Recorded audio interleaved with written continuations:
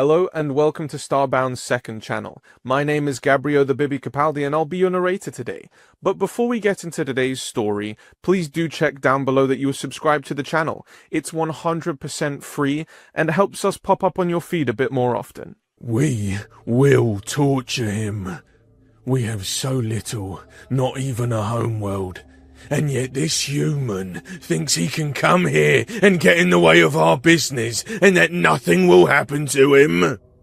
But first, we need to capture him. We will use you as bait. He will have no idea what's coming for him," said Brevard, looking in the eyes of his assistant Logara, as he watched her slow transformation, her body slowly losing its previous features and morphing into the shape of a human. Brevard himself would have gladly abandoned his tall, muscular Graxian skin to have morphed into a female human shape, but for a matter of mental state alone, he avoided taking female forms, which tended to demand a matching personality, something his strong demeanor struggled with. The ability to mimic wasn't merely physical for their species, it was also related to the original form they were born in, and despite it being possible for him to assume a female body, Brevard found female behavior particularly difficult to emulate convincingly. He smiled as the hardened blue texture of Logara's previous form gave way to that soft and pinkish human skin color. Not bothered she hadn't replied, since he knew very well that her vocal cords were more than likely in the middle of the process of assuming human shape. The transformation always started from the core and worked outward, first internal organs, then musculature, and finally external features. It was a mesmerizing process to witness, even after decades of seeing it, and doing it himself. She opened her now green eyes as a small patch of black hair grew atop her head, in a matter of seconds growing past her sinking ears. Next came eyelashes, growing long and turning black in a short moment. Her face softened, losing the angular features of her previously stolen form, replaced by rounder, more delicate human characteristics. Her nose shrank, nostrils adjusting to the thinner atmosphere humans were adapted to breathe. Her mouth widened slightly, lips plumping with a reddish hue as the final touches completed her facial transformation. As her transformation continued, Brevard walked across their hidden lab, ignoring the many different machines on the side, and focusing his full attention on the universal printer that was creating human clothes for Logara. The lab was dimly lit with a yellowish glow emanating from the various consoles and equipment scattered throughout the space. Condensation dripped from pipes running along the ceiling, a common problem in the neglected industrial sector they had claimed as their base of operations.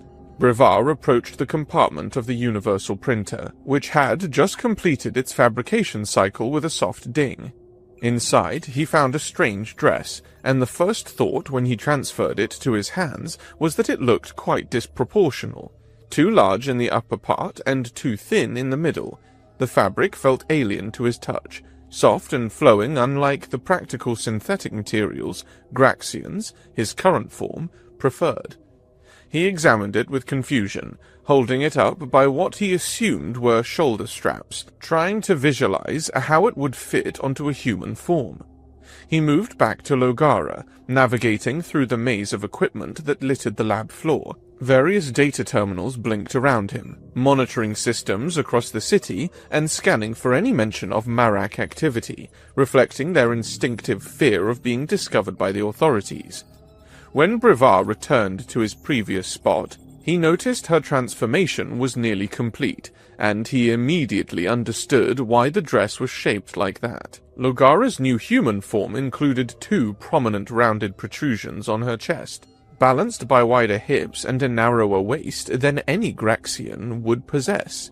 The strange proportions of the garment suddenly made sense, though they still seemed wildly impractical to his Graxian sensibilities. "Those mammalian glands are so disproportionate to the thin belly," Brevard remarked, his voice carrying the distinctive flat undertone of the Graxian vocal cords. "I don't understand how humans maintain balance with such an uneven distribution of mass." Their species was only able to see the world through the lenses of their current skin, and right now, as a Graxian, Brevard was unable to see anything besides weirdness in her shape. The hormonal and neurological components of transformation made it difficult to appreciate other forms when they weren't wearing them themselves. "How do you see me now? Through the perspective of a human?" he asked, genuinely curious. She began to scan him with her eyes, the movement smoother and more fluid than the mechanical sharpness of her previously Graxian gaze. Brevard's body currently was a bipedal shape, a muscular build with bone protruding from the sides of his skull, giving him a crown-like appearance. His skin was a mottled green with patches of tougher, scale-like texture across his shoulders and spine. Standing nearly 2 meters tall, his arms were disproportionately long, ending in 3-fingered hands with sharp, retractable claws. His legs were digitigrade, giving him a perpetual appearance of being on his toes, and his feet were broad with splayed toes for stability. "You don't look more disgusting than usual to me," Lugara said, her voice now higher and melodious, compared to her previous guttural Graxian tones. "Perhaps humans are more open to differences than most species. Their planet has such biodiversity that they're accustomed to varied forms. They even keep other species as companions in their homes." She seemed to be processing these thoughts as they came to her. The human brain was now processed, making connections her previous Graxian mind wouldn't have. "Must be some weird human quirk," he commented, thinking nothing of it. The psychological aspects of transformation always fascinated him, how the borrowed biology influenced perception and thought patterns. Then Brevard carelessly threw the dress at her and ordered, "Get dressed. The human will be a guest at the Troverian party tonight, and we can target him there. We need to move quickly." Logara began to get dressed, struggling somewhat with the unfamiliar garment. "How sure are you that the bait will work?" she asked, pulling the dress over her head. "No smart creature would agree to leave the event security perimeter with an unknown individual. It seems too simple." Brevard only laughed, his sharp teeth gleaming in the dim light. "I've done my research and concluded human males are likely to fall for this trick. They very rarely fear their own females. When it's clear, they obviously should." He shook his head in amusement. "Their females are often more cunning, yet the males lower their guard completely in the presence of an attractive one. Another odd human quirk." She only nodded, still struggling to make the dress fit her newly acquired form, the stolen DNA still taking full effect. The fabric caught on her uneven curves, and she twisted awkwardly, trying to adjust it properly. "Be fast," Brevard said impatiently. "We can't waste time, or we might lose our chance to capture the human. The Troverian parties never last long, and our intelligence suggests he'll only make a brief appearance to satisfy diplomatic protocol." His claws clicked against the metal console as he checked the time. "We have a narrow window of opportunity, and I don't want to waste it because you're having trouble with primitive human coverings." 4 hours later, Brevard sat in the driver's seat of his floating vehicle, parked a discreet distance from the Troverian embassy where the reception was being held. The sleek, obsidian craft hovered silently a few centimeters above the ground, its stealth systems ensuring it remained inconspicuous to casual observers and most security scans. Through the one-way transport canopy, he had a clear view of the embassy's entrance, where various alien dignitaries arrived in much more ostentatious vehicles than his own. Right now, Logara was inside, her mission to bait the human into this floater vehicle, where the doors would lock when he entered and they would transport him to an abandoned warehouse. There, they would extract information from the human and give him a scare so bad they would hopefully ensure he left this world of his own free will. The last thing they wanted was killing him and triggering a police investigation that could hinder their operations. The Marak had spent decades establishing their underground network on this trade hub world, and they couldn't risk losing it all because of one troublesome human diplomat who'd started asking too many questions about certain shipping manifests. Brevard worried, using a datapad to check both the little disposable cameras he had installed close to the entrance and his own eyes to stare through the window. The night air was filled with the ambient noise of the bustling alien metropolis, the low noise of anti-grav engines, the distant throbbing of industrial machinery, and the mixture of 100 different species communicating in their native tongues. Overhead, the 3 moons of Navarro cast a faint white glow over the cityscape, their light reflecting off the glass surfaces of the commercial district. A smile crossed his face when he noticed Logara approaching in the distance, and his smile was mostly because she wasn't alone. The human was laughing beside her, completely unaware he was about to be captured and tortured, and that they planned to scare him out of this world for good, causing him to have nightmares of this place for the rest of his days. From this distance, the human looked unremarkable. Standard bipedal form, tailored diplomatic outfit, and that distinctive hair covering only the top of the head that marked his species. Yet this unassuming creature had been causing the Marak no end of trouble with his persistent investigations. Brevard tried to make himself hidden, trying to use his seat to conceal his distinctly non-human silhouette. He feared the human might resist entering the vehicle, and he didn't want to be forced to use weapons in the street, even if it was non-lethal force just to put this human to sleep. The consequences of public violence would be severe, not just legal repercussions, but the unwanted attention it would bring to the Marak community trying to survive in the shadows of this world. They had endured enough persecution across the galaxy. They didn't need another world closing its borders to them. To his utmost surprise, his fear proved unnecessary when the human didn't think twice before entering through the back door with Logara. The man stumbled slightly as he climbed in, but showed no hesitation or suspicion. Brevard could hardly believe their plan was working so flawlessly. After all, the elaborate preparations and contingencies they had developed, the target had simply walked into their trap without resistance. Logara followed him quickly and locked the door behind her, the mechanism engaging with a subtle click that seemed to echo in Brevard's anxious mind. The sound triggered the automated security protocols, effectively sealing the human's fate. The vehicle's internal systems silently reconfigured to human containment mode, ready to incapacitate their captive should he become unruly. Now that the human was unable to leave, Brevard looked behind, smiling triumphantly, only for his words to die in his throat when he felt an intense smell of alcohol coming from the human.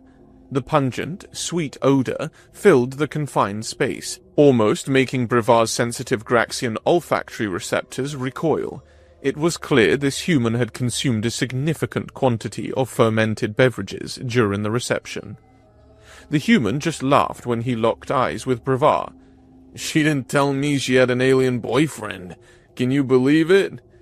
After he said that, he simply began to cough, and Brevard and Logara exchanged a long look of disbelief. This was not the reaction they had anticipated from someone who suddenly found himself in the presence of a Graxian, a species known across the galaxy for their imposing and somewhat frightening appearance. The silence lingered a bit after the human's cough stopped, and before they could say anything to scare him, he embraced Logara and a snoring sound began to emanate from him. His head slumped against her shoulder, his body going limp as consciousness apparently abandoned him completely. She seemed a little uncomfortable in this position, asking in a pleading tone, "What should we do now?" Her human features registered confusion and disgust as the inebriated diplomat drooled slightly onto her new dress. Brevard took some time to react to the absurdity of the situation, but eventually he said, "It's better this way. The fool will wake up in the warehouse, strapped to a chair for the biggest scare of his life." He ordered her. "Keep him in this position because he's behaving, and it's better to avoid a fight." In truth, Brevard was relieved. An unconscious captive was far easier to transport than a struggling one. She agreed, adjusting her position to better support the slumbering human, and finally, Brevard turned on the vehicle and they began their journey to the abandoned warehouse. The craft rose higher in the sky, joining the streams of nighttime traffic flowing between the towering structures of the city. Brevard navigated through the less monitored sky lanes, avoiding the main routes where security scans might identify a human life sign in a vehicle registered to a non-human owner. As they flew, Brevard contemplated the journey that had brought him to this point. Like all Marak, he had been born with the innate ability to mimic other species, a trait engineered into their ancestors by a long-forgotten civilization that had created them as infiltration weapons. But the Marak had evolved beyond their programming, developing consciousness and eventually rebelling against their creators. That victory had been short-lived, however, as the galaxy learned to fear and hate them for the very abilities that had given them freedom. Without a homeworld to call their own, the Marak had scattered across the stars, forming small communities where they could, often living on the fringes of society. Some, like Brevard, had turned to less savory means of survival, leveraging their unique abilities for profit in the galactic underworld. It wasn't the life he would have chosen, but with entire systems closed to his kind and mimic detection technology standard at most ports of entry, options were limited. The humans' interference threatened everything he had built on this world, one of the few places where the Marak had established a sustainable presence. This diplomat had stumbled onto their smuggling operation purely by accident, but his curiosity could not be allowed to continue. A proper scare would send him running back to Earth with tales of alien hostility, ensuring no more humans would be sent to replace him. The warehouse district loomed ahead, a sprawling maze of abandoned industrial complexes from the planet's earlier boom era. He slowed the vehicle as they approached, activating the concealed entrance to their makeshift base. A section of what appeared to be solid wool shimmered and became transparent, revealing a narrow access tunnel just wide enough for their vehicle. Brevard guided them inside, the false wall re-solidifying behind them, concealing their presence once more. The tunnel opened into a cavernous space that had once been a manufacturing floor. Now, it housed their operation, part laboratory, part storage facility, and part interrogation chamber. As the vehicle settled onto the landing pad, Brevard turned to Logara, still awkwardly supporting the unconscious human. "Get him secured in the chair. I'll prepare the interrogation protocols." He exited the craft, his claws clicking against the concrete floor as he moved toward the control panel. Behind him, Logara struggled to maneuver the dead weight of the human diplomat out of the vehicle, staring at him with eyes that were clearly asking for help, but he ignored her and, instead, prepared the chair the human would be tied to. For all their advanced technology and shape-shifting abilities, some tasks remained stubbornly physical. She eventually managed to half-drag, half-carry him to the chair, where securing his limbs with the restraints proved easier than transporting him. Brevard watched with satisfaction as the human was locked into place, completely vulnerable and still blissfully unaware of his predicament. Soon, very soon, this meddlesome creature would learn the consequences of interfering with the Marak, and if all went according to plan, his terrified reports would ensure his backwater trading post remained a safe haven for Brevard's people for years to come. The human stirred slightly in his bonds, mumbling something incoherent before settling back into his alcohol-induced slumber. Brevard smiled, his sharp teeth visible. Let him rest while he could. The real nightmare would begin when he awoke. "What's the plan for the torture, boss?" Logara asked, her voice still carrying that peculiar human timbre. She stood over the unconscious man strapped to the chair, studying his slack features with a mixture of curiosity and apprehension. The human's head lolled to one side, a thin line of drool escaping from the corner of his mouth. Brevard moved to a control panel nearby. The warehouse's lighting shifted, now focused on the chair. "We'll play bad cop, good cop," he explained, activating a series of monitoring devices that would record the human's vital signs during the interrogation. "But the catch is that you'll reveal your true form at some point and ensure this human will have nightmares for the rest of his miserable life." She nodded slowly, her borrowed human features forming an expression of determination. "Is there any specific information we want to extract from him?" Logara asked, circling the unconscious human with slow steps. "Or is the fear factor our primary objective?" "Scaring him is the primary goal," Brevard replied, his eyes narrowing. "But it would be interesting to know what humans think of our species. They must truly hate the Marak for how good of a job he's doing to prevent our smuggling operations." There was a bitter edge to his words, the accumulated resentment of centuries of persecution coloring his tone. "All species from the Council have always been quick to judge what they don't understand. The humans won't be difficult." She agreed with a slight nod, her gaze lingering on the human's peaceful face. "Should we wait for him to wake up on his own?" Logara asked, seeming somewhat reluctant to disturb the diplomat's slumber. "We don't have that much time," Brevard said dismissively. "Get a bucket of cold water. That should do the trick." He gestured towards the back of the warehouse where their supplies were stored. "Make it ice cold if possible. I want him fully alert for what's coming." She complied with his request, and soon she disappeared in the middle of the containers to retrieve the water. As he waited, Brevard decided he would find himself a chair to sit comfortably in front of the human. He would be the good cop and extract information from the human as Logara tortured him. The approach was ancient but effective, a psychological game of contrasts designed to manipulate the captive into trusting the seemingly sympathetic interrogator.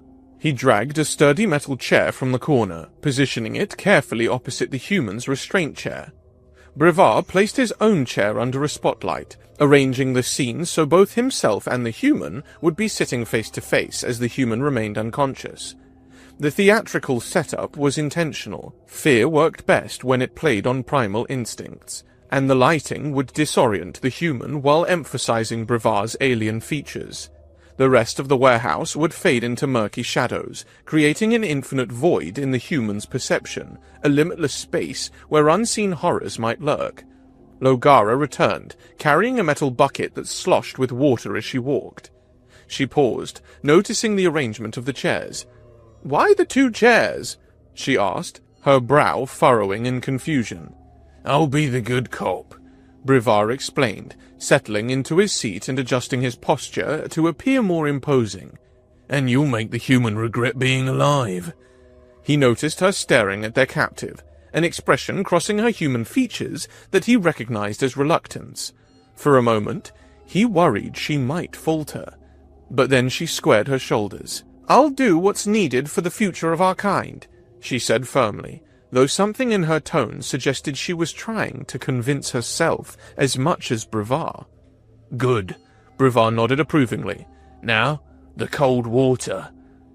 Logara approached the unconscious human and, without hesitation, emptied the bucket of water directly onto his head. The liquid cascaded over the man's face and torso, soaking his formal attire and causing him to sputter awake with a violent jerk against his restraints. The human's eyes flew open, wild and disoriented. He coughed and gasped, shaking his head to clear the water from his face. After a moment of confusion, he attempted to introduce himself, his voice hoarse. "I'm, Noah, Sebastian, Earth Diplomatic Corps." His gaze darted around the dimly lit warehouse before settling on his bound wrists. "Why am I tied to a chair?" He seemed less affected by the alcohol now, the cold shock having jolted him into sobriety. Brevard exchanged a look with Logara, and she understood what he meant without words. She began slapping the human on the face with both hands, hitting him without a lot of strength in her blows, but compensating with the sheer amount of them. The sharp sounds of palm against cheek echoed through the warehouse constantly. Noah looked utterly confused when she finally stopped. His cheeks reddened, but his expression more bewildered than frightened. Brevard was about to start playing his good cop part, leaning forward with fake concern on his features. "Are you aware of the reason we brought you here, human?" Brevard asked, his voice deliberately softer than usual, the metallic edge tempered to seem almost compassionate. Noah's eyes darted between Logara and him. His reply was shock itself. Boyfriend watching from the chair and the hot girlfriend playing rough with the guy she picked up at the party? He said, a grin spreading across his face despite his predicament. He laughed, the sound echoing in the cavernous space. I've heard of this arrangement, but I never thought aliens could be this kinky. Brevard was speechless, not only failing to understand what Noah had said, but misinterpreting it as some form of provocation. The human's casual demeanor in the face of what should have been a terrifying situation completely derailed Brevard's carefully planned interrogation. He felt his control of the situation slipping, and reacted instinctively. Breaking the good cop act entirely, Brevard directly ordered Logara, "Bite him." He wasn't expecting her to bite strongly enough to draw blood, but undoubtedly strongly enough to cause pain, a lot of it. This human needed to understand the gravity of his situation. She hesitated a moment but complied, leaning forward and biting Noah's neck, then his ear, her hands grabbing the human's arm as her nails pressed against his muscles. The human's formal attire tore slightly under her assault, exposing patches of his pale skin. Brevard saw the human contorting in the chair, yet he didn't seem to be too bothered by the pain. The most disturbing part was that he was smiling the whole time, as if this assault was something he welcomed rather than feared. Brevard's gaze hinted for her to stop, and when she pulled away, he finally said, "Human, you might be playing tough, but I promise you, she hasn't even shown you 10% of what she can do.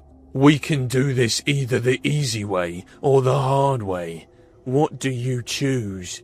Laughing like a fool, Noah stared at Brevard and said, "Oh, the hard way sounds very good to me." His eyes gleamed with an enthusiasm that was entirely inappropriate for someone being threatened with torture. Brevard rose from the chair in rage at this response. "This human is not taking us seriously," he screamed, his patience exhausted. He stared into Logara's eyes and added, "Show him your true form, Logara." She nodded, and as Noah's eyes remained wide open, she lowered her head in front of him. Suddenly, her skin began to change from one pattern to another, her features quickly altering through a range of many different species, only for it to stop in a pattern with sharp teeth and green skin. Her transformation was deliberately jarring, designed to maximize the psychological impact as her human appearance melted away to reveal the predatory forms beneath. Brevard was staring at Noah's lowered jaw, now certain that this human would start to beg for his life and scream. This was the moment when captives always broke, when the full realization of the Marak's terrifying abilities sank in. Yet, to everyone's utter surprise, he simply said, "Holy shit! You're a shapeshifter!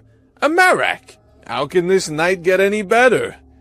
Logara slowly turned to Brevard with a look of shock and defeat in her eyes, her features gradually returning to human form as if deflated by the human's unexpected reaction. Her transformation, their most reliable weapon of intimidation, had somehow backfired completely. Brevard noticed his hand was shaking. How could this human be that resistant mentally? That was their go-to trick to scare other species, and the human was totally unaffected. In fact, he seemed excited by the revelation, as if being kidnapped and threatened by a shape-shifting alien was some sort of entertainment rather than a life-threatening situation. It was Logara who broke the silence this time, addressing Noah directly. "Why aren't you affected by our torture?" she asked, genuine confusion in her voice. "Our species has such a bad reputation that being around one of us is usually enough to terrify most beings." Noah's face contorted in utter confusion. "Wait, what do you mean by torture? I thought that he was your boyfriend and we, His expression fell as realization dawned, excitement giving way to disappointment. "I guess we have a serious misunderstanding here," he said in a dejected voice. Brevard struggled to follow what was happening, his mind racing to interpret the human's bizarre reactions. Logara seemed to recognize the misunderstanding first, her borrowed human features showing comprehension. "How could you not be terrified when I revealed my form?" she asked, incredulity evident in her tone. Noah sighed, slumping slightly in his restraints. Earth's relationship with your species is actually very good, he explained, as if lecturing schoolchildren. I've met many Marak in this world. My main task as ambassador here isn't attending events with the Trovirians, but recruiting Maraks who want to immigrate to Earth, and either live there or work as spies for humanity on other planets. The shock rendered both Brevard and Logara speechless. Their entire understanding of galactic politics, and their place within it, seemed to crumble with those few sentences. Brevard had spent decades believing all species universally reviled the Marak. Yet, here was a human claiming the exact opposite. Brevard finally managed to ask, "That means the way you interfered in our business was to—" The human cut him off, explaining that it was indeed a way to get them out of their hideouts and reveal themselves to him. I've been trying to lure you guys out of hiding to make contact with your group for months, Noah said, seeming almost relieved to explain. Your smuggling operations caught my attention, not because I wanted to shut it down, but because I knew it had to be Marak run. No other species has the infiltration capabilities to move contraband through so many checkpoints undetected. He and Logara were speechless again, exchanging glances that conveyed their shared disbelief. Eventually, she broke the silence, asking the question that had immediately sprung to Brevard's mind. Why would humans accept our kind in their world despite the danger we offer? Other species fear having their leadership replaced or being infiltrated. Noah leaned back as much as his restraints would allow, his expression relaxed despite the circumstances. Look, we do have technology to identify Maraks, scanners at immigration checkpoints, that sort of thing, he explained. But honestly, we barely use it anymore. It turns out when you offer someone a safe home, they tend to drop the whole world domination agenda pretty quickly. He chuckled. Most Maraks who come to Earth end up working as investigators or spies. One is even hosting a popular talk show. He shrugged casually. It's hard to maintain revolutionary favor when you're no longer being persecuted. When you're just another citizen with a family and personal goals, plotting world domination seems like a lot of unnecessary work. Brevard crossed his arms, his eyes narrowing with suspicion. "This sounds like a trap," he said bluntly. "Why would humans welcome a species that could infiltrate their higher levels of government, replace their leaders, their loved ones?" He shook his head. "My entire existence has been defined by hiding, by fighting for scraps on the edge of society. Nobody just offers sanctuary without expecting something in return." The human finally explained that it wasn't just kindness. Earth struggled with a lot of alien visitors who couldn't adapt to human culture, Noah said. The Maraks are the only ones who are capable of fully integrating and being happy about it. It's hardwired into you. Your biology allows you to even create families with humans and live your whole lives happily integrated, without the need to hide who you are. He leaned forward, earnestness in his expression. Do you even understand how valuable that is? Most species can visit Earth, but they're always outsiders, always struggling to understand our ways. Maraks can truly become part of our society. While Brevard and Logara struggled to let the information sink in, Noah continued, offering them a chance to abandon their life of crime. Earth is welcoming Maraks by the dozen each month, he said enthusiastically. I could arrange for a shared house for you both. The transition program is excellent. Language training, cultural orientation, job placement assistance. Most Maraks are working in entertainment, diplomacy, even law enforcement. Logara glanced at Brevard for just a moment and said, Not saying that I'll accept your offer, but he's just my boss and nothing more. There was a slight edge to her tone, as if clarifying this point was important to her. Noah's eyebrows rose. Really? He asked, looking between them with renewed interest. With that, the conversation continued through the night, and what was meant to be a session of torture ended up with the revelation of Noah as a headhunter who was a bit too eager to have them move to Earth or working as spies. This led to the quick release of the human, who was returned to his home with apologies and the promise to consider his offer.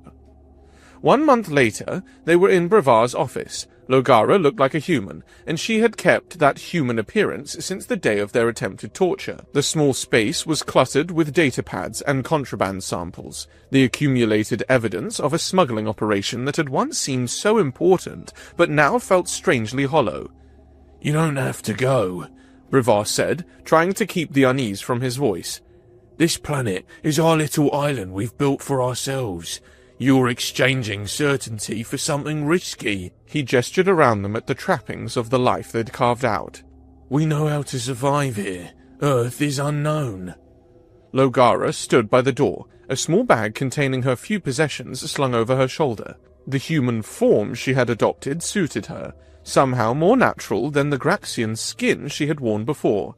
"I appreciate your concern," she said gently, "but I've seen all I need to make my decision. Noah is going to travel with me and help me acclimate to Earth." Brevar felt a surge of something uncomfortably like jealousy at the mention of the human diplomat. "And you trust him, after we kidnapped and tried to torture him?" he asked incredulously. A smile touched her lips. "Oddly enough, yes. He understood our situation better than we did ourselves." She took a step toward the door, then paused. "You could come too, you know. The offer wasn't just for me."